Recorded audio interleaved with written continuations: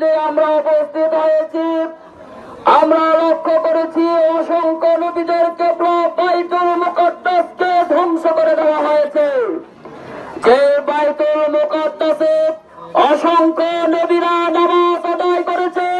হযরত ইব্রাহিম, হযরত ইসমাইল, ইয়াকুব, ইউসুফ, ঈসা সহ অসংখ্য নবীরা বাইতুল মুকাদ্দাসের আশপাশে লালিত পালিত হয়েছে। সেই বাইতুল মুকাদ্দাস যখন বুলডোজার দিয়ে গড়িয়ে দেওয়া হয়েছে, বাইতুল মুকাদ্দাসে হামলা করে আমরা মনে করি এদেশের কোটি কোটি মুসলমানদের হৃদয়ে আঘাত করেছে। আমাদের হৃদয়ে রক্তক্ষরণ হবে, আর আমরা হাত গুটি দিয়ে বসে থাকবো তা হতে পারে না। তামাম বিশ্বের সকল মুমিন মুসলমানেরা জিহাদের জন্য প্রস্তুত হয়ে যাবে। সংগ্রামী তাওহীদি জনতা, কিছু কিছু মানুষ আজ বলতে চাই এটা তো আন্তর্জাতিক সমস্যা। আমরা বলি আমাদের বাংলাদেশ আন্তর্জাতিকের বাইরে নয়। আমরা যে উপদেষ্টা পেয়েছি, প্রধান উপদেষ্টা ডক্টর ইউনূস সাহেব, তিনি একজন আন্তর্জাতিক খেলোয়াড়, ঠিক কিনা? সম্মানিত উপস্থিতি, গত কিছুদিন পূর্বে জাতীয় সংঘের মহাসচিব আমাদের বাংলাদেশে সফর করে গিয়েছে।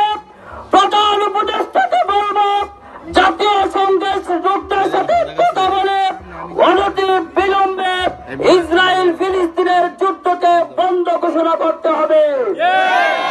সম্মানিত উপস্থিতি, অনেকে বলে আমরা গ্রামগঞ্জে থাকি, ইসরায়েল আর ফিলিস্তিন সেই কত দূরে দুই দেশের যুদ্ধ, আমরা কি ভূমিকা পালন করব? সংক্ষেপে বলে আমাদের যুদ্ধ হবে ইসরায়েলি পণ্যের সাথে। অনেকেই বলেছে ইসরায়েলি পণ্য বয়কট করতে হবে। এর মধ্য থেকে আমি শুধুমাত্র একটা পণ্যের কথা বলবো, পেপসি। পেপসির যে ওয়ার্ড মিনিং কি? পিতে পেপ, ইতে ইস এবং পরের পিতে পেনিপ, এস দিয়ে সেপ, আই দিয়ে ইসরায়েল। এর অর্থ হয় পেইস, পেনিস, সেপ, ইসরায়েল। অর্থাৎ ইসরায়েলকে রক্ষা করার জন্য পেপসি খেয়ে 1 টাকা দান করো।